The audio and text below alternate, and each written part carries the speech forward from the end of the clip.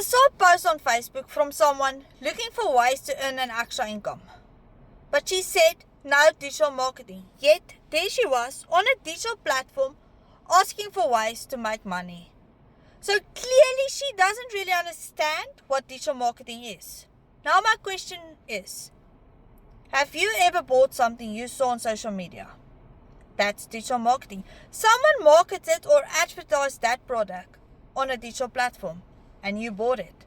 Or maybe you have sold old things like a couch, a stroller, or even baby clothes on Facebook Market or any other app.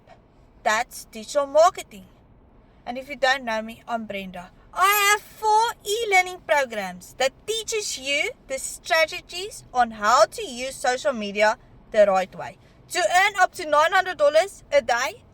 If you'd like to learn how to start doing digital marketing with products already done for you, comment digital down below and let's get you started.